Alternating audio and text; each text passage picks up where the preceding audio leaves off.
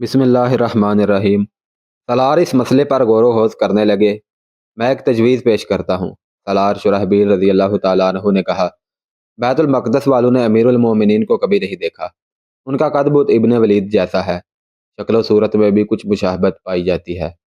وقت بچانے کی خاطر ہم یوں کر سکتے ہیں کہ 3-4 دنوں بعد ابن ولید کو اپنے ساتھ قلعے میں لے جائیں اور کہیں کہ یہ ہیں ہمارے امیر المومنین عمر بن خطاب رضی اللہ تعالیٰ عنہ۔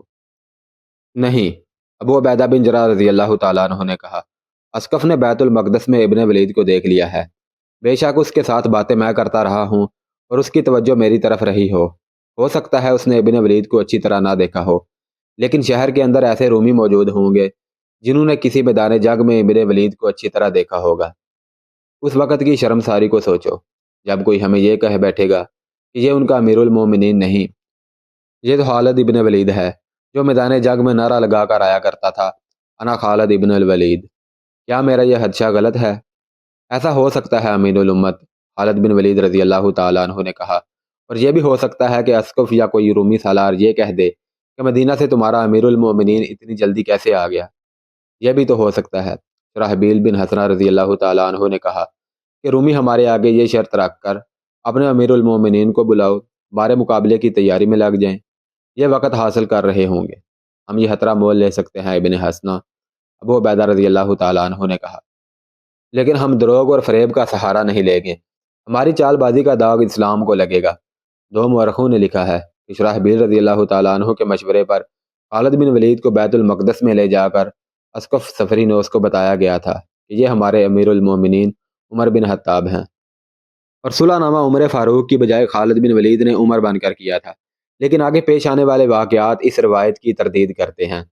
زیادہ تر مورخوں نے لکھا ہے کہ عمر فاروق کو مدینہ سے بلایا گیا تھا اور عمر فاروق رضی اللہ تعالیٰ عنہ فوری طور پر روانہ ہو گئے تھے۔ ابو عبیدہ نے ایک تیز رفتار قاصد مدینہ کو دوڑا دیا، پیغام میں وہی باتیں لکھی جو اسقف بیت المقدس کے ساتھ ہوئی تھی۔ پیغام مدینہ پہنچا ہی تھا کہ وہاں مسرتوں کی لہر دوڑ گئی۔ خلیفۃ المسلمین عمر فاروق کی خوشی کی انتہا نہ تھی۔ انہوں نے خاص طور پر حکم بھیجا تھا کہ بیت المقدس فتح کیا جائے۔ عمر فاروق رضی اللہ تعالیٰ عنہ تو فتح کی خوشخبری کے منتظر تھے۔ خلیفۃ المسلمین عمر فاروق ابو عبیدہ رضی اللہ تعالیٰ عنہ کا پیغام مسجد نبوی میں لے گئے اور پڑھ کر سب کو سنایا۔ تم سب مجھے کیا مشورہ دیتے ہو؟ عمر فاروق رضی اللہ تعالیٰ عنہ نے حاضرین سے پوچھا، کیا میرا جانا بہتر ہے یا نہ جانا بہتر ہے؟ نہ جانا بہتر ہے امیر المومنین، عثمان بن عفان رضی اللہ تعالیٰ عنہ نے کہا، تمہارے نہ جانے سے رومی سمجھیں گے کہ تم نے انہیں کوئی اہمیت نہیں دی اور تم اتنے طاقتور ہو کہ صلح کی تمہیں پرواہ ہی نہیں۔ اس کا اثر یہ ہوگا کہ رومی ہمارے مقابلے میں اپنے آپ کو حقیر جانیں گے اور جزیہ ادا کر کے ہماری اطاعت قبول کر لیں گے۔ اللہ تجھے اپنی ایمان میں رکھے ابن عفان۔ حضرت علی رضی اللہ تعالیٰ عنہ نے عثمان کی مخالفت کرتے ہوئے کہا، امیر المومنین کا جانا بہتر ہے۔ کیا تو نہیں جانتا کہ مجاہدین کب سے گھروں سے نکلے ہوئے ہیں، کب سے گرمی سردی آندھی بارش اور طوفانوں میں کھلے آسمانوں تلے دن گزار رہے ہیں، جانیں قربان کر رہے ہیں، زخمی ہو رہے ہیں۔ اگر امیر المومنین ان کے پاس چلے جائیں گے تو ان کے تھکے ہوئے حوصلے تازہ ہو جائیں گے۔ بے شک بے شک، چند آوازیں سنائی دیں، امیر المومنین نہیں جائیں گے تو رومی قلعے کے اندر محفوظ بیٹھے رہیں گے۔ حضرت علی رضی اللہ تعالیٰ عنہ نے کہا، انہیں کمک بھی مل جائے گی، اور کیا یہ نہیں ہو سکتا کہ مجاہدین کی فتح جو ان کے سامنے کھڑی ہے وہ الٹ کر شکست بن جائے؟ حاضرین نے پرجوش طریقے سے تائید کی۔ مجھے جانا چاہیے، امیر المومنین رضی اللہ تعالیٰ عنہ نے کہا، میں ابھی روانہ ہونا چاہتا ہوں۔ امیر المومنین عمر بن خطاب رضی اللہ تعالیٰ عنہ ایک اونٹنی پر مدینہ سے روانہ ہوئے۔ ان کے ساتھ اپنے نائبین اور مشیر تھے جن کی تعداد اور ناموں کا کسی تاریخ میں ذکر نہیں ملتا۔ وہ 1 مہینے سے کم عرصے میں جابیہ پہنچے۔ ابو عبیدہ رضی اللہ تعالیٰ عنہ نے ان کے استقبال کا انتظام جابیہ میں کیا تھا اور گھوڑ سواروں کا مختصر سا دستہ امیر المومنین کے استقبال کے لیے آگے روانہ کر دیا تھا۔ امیر المومنین جابیہ پہنچے تو ابو عبیدہ، خالد بن ولید اور یزید بن ابی سفیان رضی اللہ تعالیٰ عنہ کو وہاں دیکھ کر حیران ہوئے۔ کیا تم بیت المقدس کا محاصرہ اٹھا لیا ہے؟ عمر فاروق نے پوچھا۔ تم سب یہاں کیوں ہو؟ امیر المومنین ابو عبیدہ نے کہا، محاصرہ عمرو بن عاص کے سپرد کر آئے ہیں، محاصرہ مضبوط ہے، ہم تیرے استقبال کے لیے یہاں موجود ہیں۔ خالد بن ولید اور یزید بڑی قیمتی اور زربفت کی عبائیں پہنے ہوئے تھے، وہ شہزادے لگ رہے تھے۔ خالد بن ولید قریش کے بڑے امیر خاندان کے فرد تھے اور یزید قبیلے کے سردار ابو سفیان کے بیٹے تھے، اپنے امیر المومنین کے استقبال کے لیے بنے ٹھنے ہوئے تھے۔ خدا کی قسم تم بے شرم ہو جو مجھے ملنے کے لیے اس شاہانہ لباس میں آئے ہو۔ عمر فاروق رضی اللہ تعالیٰ عنہ نے اپنے محسوس غصے کا اظہار کرتے ہوئے کہا، 2 سال پہلے تک ہمارا کیا حال تھا؟ کیا تم نے مدینہ میں کبھی پیٹ بھر کر کھانا کھایا تھا؟ لعنت ہے اس مال و دولت پر جس نے تمہارے دماغ خراب کر دیے ہیں۔ کیا تم میدان جنگ میں نہیں ہو؟ خدا کی قسم تم لباس کی شان و شوکت میں پڑ گئے تو تھوڑے ہی عرصے بعد تمہاری جگہ کوئی اور حکمران ہوگا۔ امیر المومنین رضی اللہ تعالیٰ عنہ کی اپنی یہ حالت تھی کہ موٹے کپڑے کا کرتا پہن رکھا تھا جو اتنا بوسیدہ ہو چکا تھا کہ اس میں پیبند لگے ہوئے تھے۔ خالد بن ولید اور یزید بن ابی سفیان رضی اللہ تعالیٰ عنہ نے اپنی ابائیں کھول کر امیر المومنین کو دکھایا۔ دونوں نے زرہیں پہن رکھی تھیں اور تلواریں ساتھ تھیں۔ امیر المومنین خالد بن ولید رضی اللہ تعالیٰ عنہ نے کہا، خوبصورت ابائیں تو پردہ ہیں، ہم ہتھیاروں کے بغیر نہیں لڑنے کے لیے تیار ہیں۔ امیر المومنین کے چہرے سے غصے کے آثار صاف ہو گئے، وہ مطمئن نظر آنے لگے۔ ہمیں بہت جلد بیت المقدس پہنچنا چاہیے، امیر المومنین نے کہا۔ رومیوں کو میں زیادہ انتظار میں نہیں رکھنا چاہتا۔ امیر المومنین نے اتنے لمبے سفر کی پرواہ نہ کی اور بیت المقدس کو چل پڑے۔ امیر المومنین جب بیت المقدس کے محاصرے میں پہنچے تو مجاہدین نے دیوانہ وار خوشیاں منائیں۔ امیر المومنین رضی اللہ تعالیٰ عنہ کی صرف آمد ہی ان کے لیے حوصلہ افزا تھی۔ اب تو وہ اور زیادہ خوشیاں منا سکتے تھے۔ بیت المقدس کی فتح کوئی معمولی نہیں تھی۔ امیر المومنین اپنی تمام تر فوج میں گھومے پھرے اور ہر ایک سے مصافحہ کیا۔ بیت المقدس ان کا اپنا شہر تھا، اب صرف معاہدہ لکھنا باقی تھا۔ سب سے ملتے ملاتے عصر کی نماز کا وقت ہو گیا۔ اذان دینی تھی، جو کوئی بھی دے سکتا تھا۔ امیر المومنین رضی اللہ تعالیٰ عنہ کے ساتھ جو مصاحب گئے تھے ان میں مدینہ کے مشہور مؤذن حضرت بلال حبشی رضی اللہ تعالیٰ عنہ بھی تھے۔ بلال حبشی وہ مؤذن تھے جنہیں اسلام کی تاریخ تا قیامت فراموش نہیں کرے گی۔ امیر المومنین، کسی نے کہا، بیت المقدس جیسا مقدس اور اہم شہر ہماری جھولی میں آ پڑا ہے۔ اس ایک شہر پر فتح کیے ہوئے سینکڑوں شہر قربان کیے جا سکتے ہیں۔ ایسی عظیم کامیابی کی خوشی میں آج بلال اذان دیں تو کتنا اچھا ہو۔ ہم بیت المقدس میں بلال کی اذان کے بعد داخل ہوں گے۔ خلیفۃ المسلمین عمر فاروق نے بلال حبشی کی طرف دیکھا۔ بلال حبشی رضی اللہ تعالیٰ عنہ خاموش کھڑے تھے۔ ان کے چہرے پر اداسی کا تاثر اور زیادہ گہرا ہو گیا۔ بلال حبشی حبشی نسل سے تھے، ابتدا ہی میں ہی اسلام قبول کر لیا تھا۔ ان کی آواز بلند، سریلی اور پرسوز تھی۔ انہوں نے پہلی دفعہ اذان دی تو مسلمانوں پر تو اثر ہونا ہی تھا، دوسرے لوگ بھی مسحور ہو کر رہ گئے تھے۔ یہ بلال حبشی کی آواز کا جادو تھا۔ اہل قریش نے اس آواز کو بلند کرنے کے لیے بلال حبشی پر اتنا تشدد کیا تھا کہ وہ بہت دیر تک بے ہوش پڑے رہتے تھے۔ جب اٹھتے تھے تو پہلی آواز جو ان کے منہ سے نکلتی تھی وہ اللہ کا نام ہوتا تھا۔ ان کی اذانیں دشت و جبل اور صحراؤں پر وجد طاری کرتی تھی، لیکن رسول کریم صلی اللہ علیہ وسلم کے وصال کے ساتھ ہی یہ آواز خاموش ہو گئی۔ بلال حبشی نے اذان دینی چھوڑ دی۔ ان کے چہرے پر ہر وقت اداسی اور افسردگی کی سیاہ گھٹائیں چھائی رہنے لگی۔ اتنی مدت گزر جانے کے بعد آج پہلی بار بیت المقدس کے دروازے پر امیر المومنین عمر فاروق کے مصاحبوں نے اس خواہش کا اظہار کیا کہ بیت المقدس کی فتح کے اس موقع پر بلال حبشی اذان دیں۔ امیر المومنین نے ان کی طرف دیکھا تو وہ خاموش رہے۔ بلال، امیر المومنین نے کہا، میں جانتا ہوں کہ تم کیا سوچ رہے ہو، لیکن یہ موقع ایسا ہے کہ میں خود چاہتا ہوں کہ اذان تم ہی دو۔ بیت المقدس کی فتح کے موقع پر کون ایسا ہوگا جو رسول اللہ صلی اللہ علیہ وسلم کو یاد نہ کرنا چاہتا ہو؟ بلال حبشی کچھ دیر خاموش رہے۔ سب کو توقع یہی تھی کہ بلال حبشی اذان نہیں دیں گے، لیکن تھوڑی ہی دیر بعد ان کے چہرے کا تاثر بدل گیا۔ انہوں نے ادھر ادھر دیکھا، انہیں ایک جگہ ذرا اونچی نظر آئی۔ وہ تیز تیز قدم اٹھاتے اس جگہ جا کھڑے ہوئے، کانوں پر ہاتھ رکھے، اور برسوں بعد بیت المقدس کی فضا اس پرسوز آواز سے مرتعش ہونے لگی جو وصال رسول صلی اللہ علیہ وسلم کے ساتھ ہی خاموش ہو گئی تھی۔ امیر المومنین اور ان کے مصاحبین اور تمام مجاہدین پر سناٹا طاری ہو گیا تھا۔ جب بلال حبشی کی زبان سے یہ الفاظ نکلے، محمد الرسول اللہ، تو کئی ایک افراد کی دھاڑیں نکل گئیں۔ اس سے پہلے تو سب کے آنسو جاری تھے، لیکن اپنے رسول صلی اللہ علیہ وسلم کا نام سن کر سب کے جذبات کے بند ٹوٹ گئے۔ کسی کو اپنے اوپر ضبط نہ رہا۔ اذان کے بعد امیر المومنین عمر بن خطاب رضی اللہ تعالیٰ عنہ کی امامت میں سب نے نماز اثر ادا کی۔ اگلے روز امیر المومنین کا ایک ایلچی بیت المقدس کے اندر یہ پیغام لے کر گیا کہ امیر المومنین صلح کا معاہدہ طے کرنے کے لیے مدینہ سے آ گئے ہیں۔ اسقف سفری نوس اسی پیغام کا منتظر تھا۔ وہ اپنے ساتھ چند آدمیوں کو لے کر باہر آ گیا۔ معاہدے کی شرائط طے ہوئی اور اسقف نے شہر کی چابی امیر المومنین عمر بن خطاب رضی اللہ تعالیٰ عنہ کے حوالے کر دی۔ معاہدہ جو تحریر ہوا اس کے الفاظ کچھ اس طرح تھے: بسم اللہ الرحمن الرحیم۔ اس معاہدے کے تحت جو خلیفۃ المسلمین عمر بن خطاب اور اسقف سفرینوس کے درمیان طے پایا، خلیفۃ المسلمین نے بیت المقدس کے باشندوں کو اس معاہدے کی روح سے امن و امان دیا۔ یہ امان ایلیہ یعنی بیت المقدس کے لوگوں کی جان و مال کے لیے ہے، ان کے گرجوں اور ان کے سلیب کے لیے ہے، ہر عمر ہر مذہب کے فرد کے لیے ہے، تندرست کے لیے، مریض کے لیے بھی ہے۔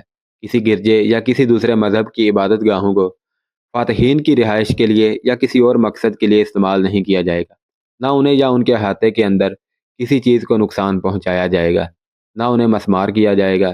گرجوں اور دیگر عبادت گاہوں میں سے نہ مال اٹھایا جائے گا نہ کوئی اور چیز۔ غیر مسلموں پر مسلمانوں کی طرف سے مذہب کے معاملے میں کسی قسم کا جبر نہیں کیا جائے گا، نہ ان کے ساتھ ناگوار سلوک کیا جائے گا۔ البتہ ایلیہ یعنی بیت المقدس میں یہودی نہیں رہ سکیں گے۔ یہ فرض ایلیہ کے باشندوں پر عائد ہوتا ہے کہ وہ یہودیوں، رومیوں اور جرائم پیشہ افراد کو شہر سے نکال دیں۔ ایلیہ کے تمام شہری دوسرے شہروں کے لوگوں کی طرح جزیہ ادا کریں گے۔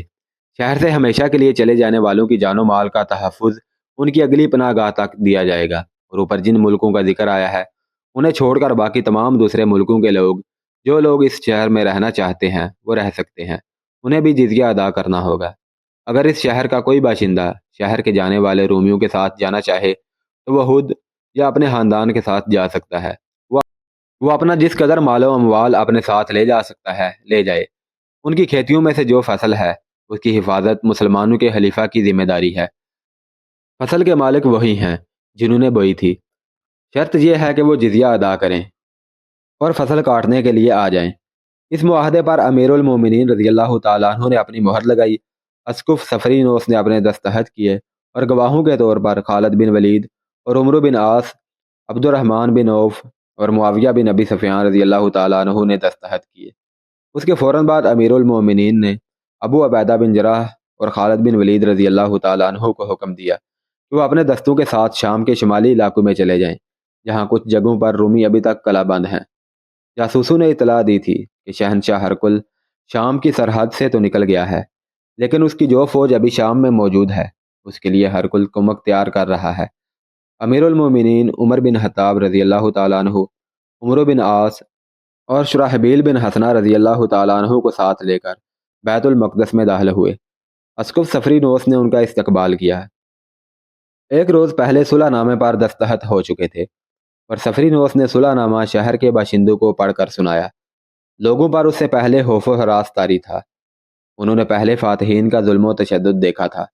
رومی جب بیت المقدس میں آئے تھے تو شہنشاہ ہرقل کے حکم سے اس شہر کے باشندوں پر قیامت ٹوٹ پڑی تھی۔ لوگوں کو سرکاری مذہب قبول کرنے کا حکم دیا گیا تھا۔ اتنی آسانی سے اپنا مذہب کون تبدیل کرتا ہے؟ جن لوگوں نے ہرقل کا مذہب قبول نہ کیا ان کے ناک کان کاٹ دیے گئے اور ان کے گھر تک مسمار کر دیے گئے تھے۔ انہیں فوج میں جبری طور پر بھرتی کر لیا جاتا تھا۔ اس کے علاوہ وہ محکوموں اور مظلوموں جیسی زندگی گزار رہے تھے۔ مسلمانوں سے تو وہ اور زیادہ خوف زدہ تھے۔ انہیں بتایا گیا تھا کہ مسلمان جس شہر کو فتح کرتے ہیں وہاں کے رہنے والوں کو زبردستی مسلمان بناتے ہیں، گھر لوٹ لیتے ہیں، خوبصورت عورتوں کو اپنے ساتھ لے جاتے ہیں۔ بیت المقدس کے باشندوں نے رومی فوج کی زبان سے سنا تھا کہ مسلمان بڑے ظالم ہیں۔ یہ سپاہی دراصل میدان جنگ کی باتیں سناتے تھے، اور شہری یہ سمجھ کر خوف زدہ تھے کہ مسلمان وحشی اور خونخوار ہیں۔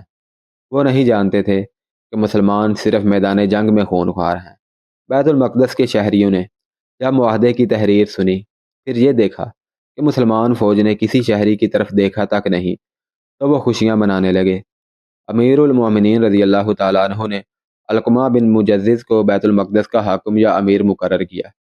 اسقف سفرینوس نے امیر المومنین عمر بن خطاب رضی اللہ تعالیٰ عنہ کو شہر کی سیر کرائی، انہیں قدیم تہذیبوں اور قوموں کے آثار دکھائے، یہودیوں اور عیسائیوں کی عبادت گاہیں دکھائیں۔ بیت المقدس میں ایسے بے شمار آثار تھے جن میں محراب داؤد بھی ہے اور صحرائے یعقوب بھی۔ یہ وہ پتھر ہے جس کے متعلق روایت ہے کہ رسول کریم صلی اللہ علیہ وسلم اس پر کھڑے ہوئے اور معراج کو گئے تھے۔ شہر میں گھومتے پھرتے امیر المومنین کلیسائے قیامت کے سامنے سے گزرے۔ ظہر کی نماز کا وقت ہو گیا۔ انہوں نے ادھر ادھر دیکھا کہ نماز کی کوئی جگہ مل جائے۔ खलीफत المسلمین اسقف نے التجا کی، میرے لیے یہ بات باعث فخر ہوگی کہ آپ کلیسا کے اندر نماز پڑھیں۔ نہیں، خلیفہ عمر فاروق رضی اللہ تعالیٰ عنہ نے کہا، میں اس کلیسا کا احترام کرتا ہوں لیکن میں اس میں نماز نہیں پڑھوں گا، یہ صلح کے معاہدے کی خلاف ورزی ہوگی۔ اگر آج میں نے آپ کے کہنے سے یہاں نماز پڑھ لی تو میرے بعد مسلمان اس کو رسم بنا لیں گے اور کلیسا میں نماز پڑھنے کو اپنا حق بنا لیں گے۔ کلیسائے قیامت وہ جگہ ہے جہاں حضرت عیسیٰ علیہ السلام کو مصلوب کیا گیا تھا، یہاں یہ کلیسا تعمیر کیا گیا تھا۔ اس سے آگے کلیسائے قسطنطین تھا، اسقف نے اس کے دروازے میں مصلی بچھا دیا، لیکن امیر المومنین نے وہاں بھی نماز نہ پڑھی، انہوں نے نماز مسجد اقصیٰ میں پڑھی۔ محترم اسقف امیر المومنین عمر بن خطاب رضی اللہ تعالیٰ عنہ نے سفرینوس سے پوچھا، رومی آپ کا ساتھ کیوں چھوڑ گئے ہیں؟ ان کا سالار اتربون کہاں گیا ہے؟ سنا تھا وہ ہرکل کا ہم پلہ ہے، بھاگ گیا ہے، سفرینوس نے جواب دیا۔ کوئی شک نہیں کہ وہ ہرکل کا ہم پلہ تھا، اس نے آپ کو شکست دینے کے بڑے اچھے منصوبے بنائے تھے، اس نے کساریہ کے سالار کو آپ کی فوج سے مقابلے کے لیے تیار کیا تھا، لیکن آپ کے سالاروں کی چال نے اتربون کے منصوبے تباہ کر دیے۔ اس سے پہلے وہ آپ کی فوج کے مقابلے میں نہیں آیا تھا، وہ دیکھ رہا تھا کہ اس کی فوج میں لڑنے کا جذبہ ختم ہو گیا تھا۔ یرموک اور دوسری جگہوں سے بھاگے ہوئے بہت سے سپاہی یہاں آ گئے تھے، انہوں نے یہاں کی فوج کو ایسی باتیں سنائیں جن سے سب کا حوصلہ بری طرح متاثر ہوا۔ اتربون نے اپنی فوج کو تیار کر لیا تھا، اسے جب اطلاع ملی کہ مسلمانوں نے کیساریہ کو محاصرے میں لے لیا ہے تو وہ اپنی فوج کو ساتھ لے کر کیساریہ کا محاصرہ توڑنے کے لیے نکلا، لیکن آپ کے کسی سالار نے اسے راستے میں روک لیا۔ اس نے پہلی بار مسلمانوں سے ٹکر دی اور اپنی بہت سی فوج مروا کر بری حالت میں واپس آیا۔ وہ جو اپنے ہارے ہوئے سالاروں کو بزدل کہتا تھا اور جس نے بیت المقدس کے دستوں کو لڑنے کے لیے تیار کیا، وہ خود بزدل بن گیا اور اس کا اپنا حوصلہ جواب دے گیا۔ اس نے یہاں سے خزانہ نکالنا شروع کر دیا اور سمندر کے راستے قسطنطنیہ لے گیا۔ زیادہ تر فوج بھی اس کے ساتھ چلی گئی ہے۔ یہ فوج برائے نام تھی جو میں نے قلعے کی دیوار پر کھڑی کر دی تھی۔ میں نے آپ کے ساتھ معاہدے کی شرط اس لیے پیش کی تھی کہ جو فیصلہ خلیفہ کر سکتے ہیں وہ سالار نہیں کر سکتے۔ میں اس شہر کو اس کے باشندوں کے جان و مال کو بچانا چاہتا ہوں۔ اسقف سفرینوس نے عمر بن خطاب رضی اللہ تعالیٰ عنہ کو یہ نہ بتایا کہ اتربون اور سفرینوس نے مل کر نہ صرف بیت المقدس سے خزانہ نکالا تھا بلکہ گرجوں کے سونے اور چاندی کے بیش قیمت ضروب بھی نکلوا دیے تھے، ان میں صلیب اعظم بھی تھی۔ سفرینوس نے امیر المومنین رضی اللہ تعالیٰ عنہ کو مدینہ سے اس لیے بلوایا تھا کہ وہ خزانہ، ضروب، رومی فوج اور اس کا مال و اموال نکالنے کے لیے وقت حاصل کرنا چاہتا تھا۔ جتنے وقت میں امیر المومنین پہنچے تھے اتنے وقت میں وہ بیت المقدس سے وہ سب کچھ نکل گیا تھا جو سفرینوس اور اتربون نکالنا چاہتے تھے۔ اپریل 637 عیسوی ربیع الاول 16 ہجری کے دن تھے جب خلیفۃ المسلمین عمر بن خطاب رضی اللہ تعالیٰ عنہ بیت المقدس میں 10 دن قیام کر کے رخصت ہوئے۔ رخصت ہونے سے پہلے انہوں نے تفصیل سے جائزہ لیا تھا کہ رومی کہاں کہاں موجود ہیں۔ مجموعی طور پر رومی شکست کھا چکے تھے، ان کا شہنشاہ ہرکل شام سے رخصت ہو چکا تھا، رومی فوج کے نامی گرامی سالار مارے جا چکے تھے، کچھ اہم مقامات تھے جن پر ابھی رومیوں کا قبضہ تھا، وہاں سے رومیوں کو نکالنا ضروری تھا۔